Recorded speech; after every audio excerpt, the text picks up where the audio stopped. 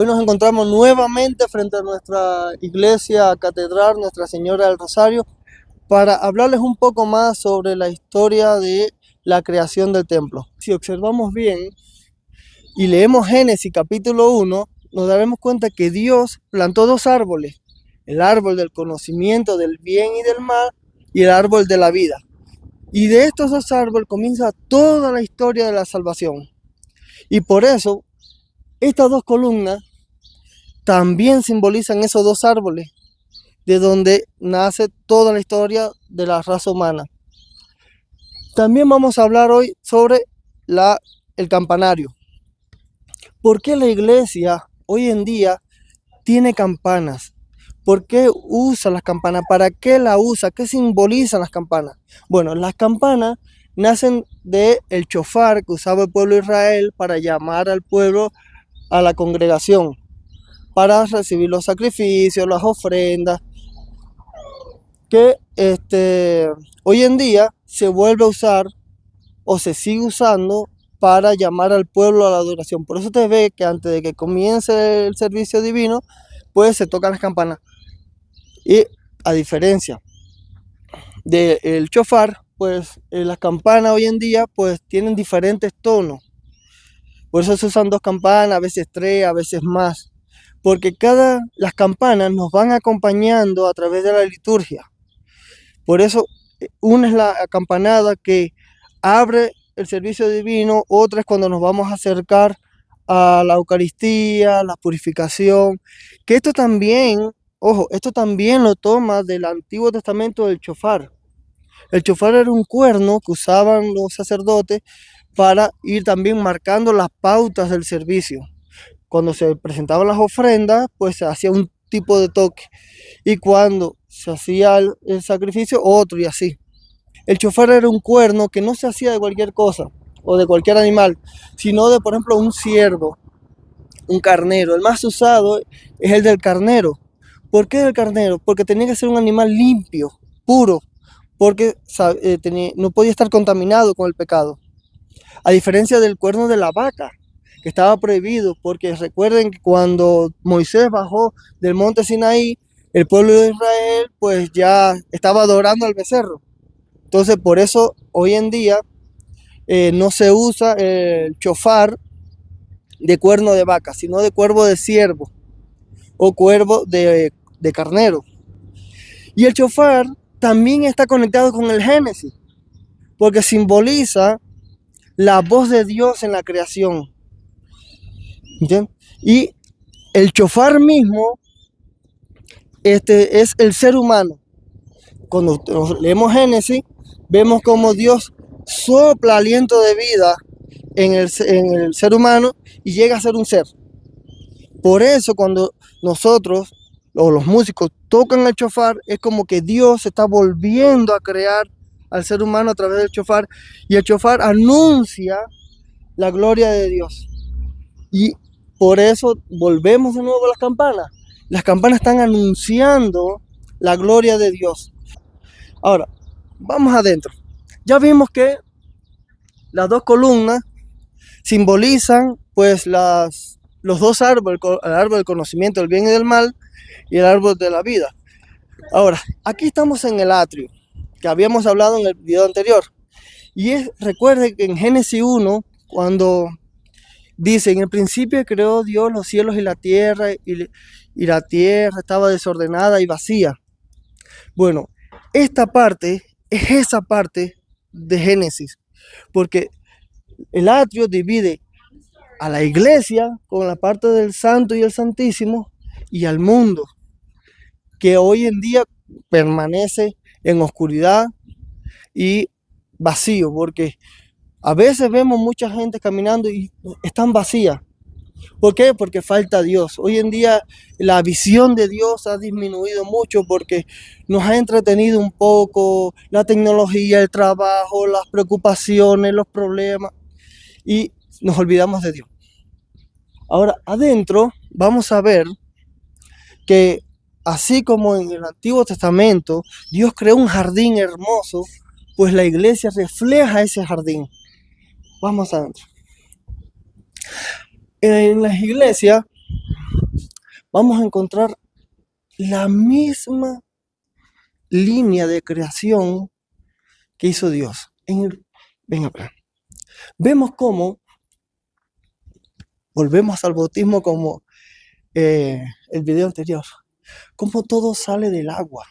Dice que el Espíritu de Dios se movía sobre las aguas en Génesis 1. Y es aquí el bautismo. Porque Dios, cuando seguimos leyendo Génesis 1, encontramos cómo del agua empieza a sacar todo. Sale las montañas, de las montañas salen los animales, crea las aves, crea los peces en el mar. Pues eso simboliza también este bautisterio, que es por donde nosotros nacemos, como le decía el video anterior, nacemos a la vida cristiana. Y por eso está al inicio de la iglesia. Y del agua sale todo. Si vamos caminando un poquito más adelante, vemos las columnas. Las columnas significan los árboles de la creación. Porque Dios dice que después que creó las montañas, creó los árboles. Y las ventanas, los vitrales, vamos a ver que tienen esas florituras que están ahí arriba, que significan las flores. Y en los colores de los vitrales también significa la belleza de la abundancia que tenía Dios y la alegría también. Si seguimos adelante, vamos a ver que muchas veces las aves suelen anidar en las partes de la iglesia. Y eso nos hace alusión al Salmo 84:3, que dice que aún el gorrión hace su nido cerca del altar. Y esto no es un dato curioso, sencillo, porque las aves, los animales, ven cosas que nosotros no vemos. Y ellos siempre buscan los lugares santos, porque aunque no crea, esto también es un lugar santo. Y ellos buscan la presencia de Dios como en el jardín del Edén. Y ahora, la pregunta que nace de acá es, ¿por qué Dios crea un jardín? Bueno, este jardín fue creado para una obra espectacular, para unas bodas, para las bodas del Cordero. Por eso fue creado el jardín del Edén. Y por eso Dios se tomó tanto detalle, tanto tiempo. Él pudo haberlo creado todo así, de una sola, haber creado todo el paraíso. Pero él prefirió ir detalle por detalle, pausa, y fue el día primero, el día segundo, se tomó su tiempo para crear algo tan hermoso como el jardín. Ahora, estas bodas, fíjense que hay un dato curioso, que es que la Biblia, cuando usted la abre, comienza con unas bodas, Adán y Eva. Y en Apocalipsis, cuando tú cierras la Biblia, termina con otras bodas, las bodas del Cordero. En Apocalipsis 22:7 dice, el Espíritu y la novia dicen ven. Y ese es el secreto de la iglesia, es el corazón de la iglesia, invitarte a las bodas del Cordero. Y ahí nace la historia de la salvación humana. Cuando nosotros entramos a la iglesia, también vamos a ver el techo en forma de cúpula. Estas cúpulas pues simbolizan el cielo de la creación y van a ver que hay muchos detalles en lo que es el techo, y estas son las estrellas, simbolizan las estrellas de la noche, porque dice que fue la tarde y la mañana un día. Por eso los techos de la iglesia tienen siempre flores, tienen siempre estrellas, lámparas y todo eso, porque es lo que vamos de forma figurativa a simbolizar no solamente las estrellas, sino la gloria de Dios. Ahora, en algunas iglesias ortodoxas se van a dar cuenta que en el centro de la cúpula hay una imagen de Jesús que se llama el Pantocrator, o Jesús, el pan de vida, en español. Y alrededor de Jesús vamos a ver cómo están los apóstoles, y hay ángeles, y hay santos, porque ellos no solamente están vivos, ellos están en el cielo adorando a Dios, ellos continúan la comunión de Dios. Y esta es una iconografía hermosa que nos enseña esa historia de que la iglesia no termina cuando se termina el culto, ni la vida se termina cuando morimos, sino que continuamos adorando a Dios. Los padres de la iglesia enseñaban, creo que fue San Agustín, enseñaba que nadie puede tener a Dios por padre si no tiene a la iglesia por madre. Y esto es algo también curioso porque la iglesia, la esposa de Cristo, es la madre de todos nosotros. Y precisamente por eso, volvemos al jardín del Edén. La creación del hombre fue hecha para que no solo adoráramos a Dios, sino para que fuéramos los invitados de honor de esa boda de Cristo con su iglesia, simbolizada también en Adán y Eva.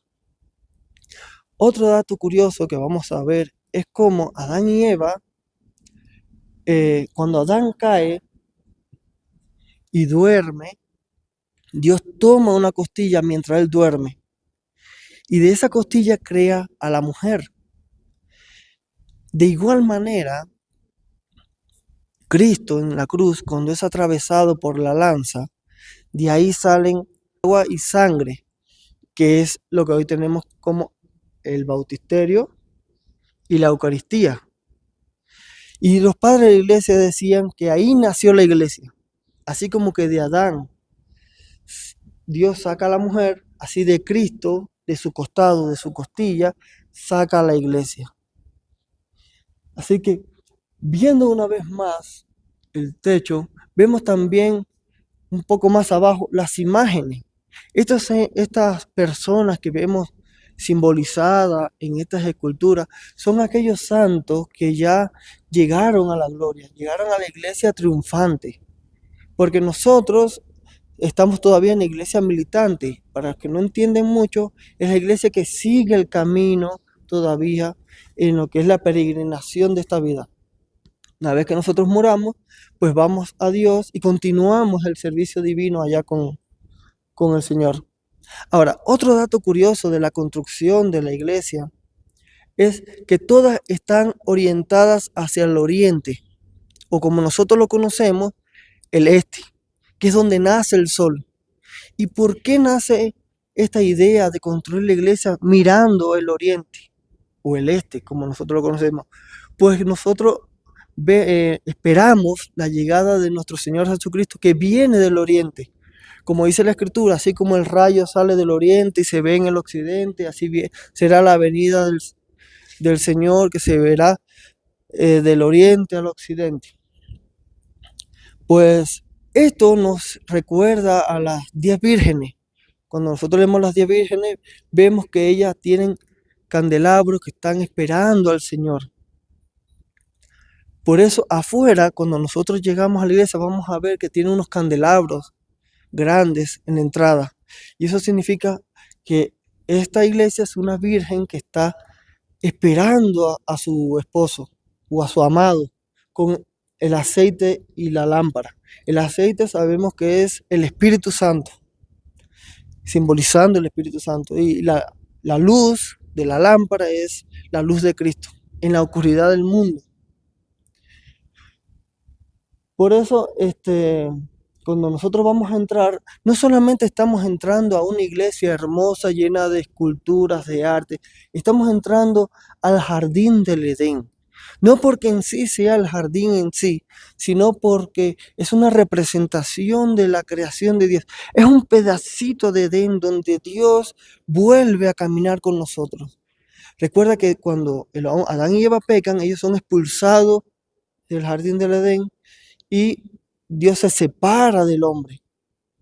Aunque al mismo tiempo, si leemos Génesis capítulo 3, dice que el simiente de la mujer aplastará la cabeza de la serpiente y la serpiente herirá el calcañal del hijo de la mujer.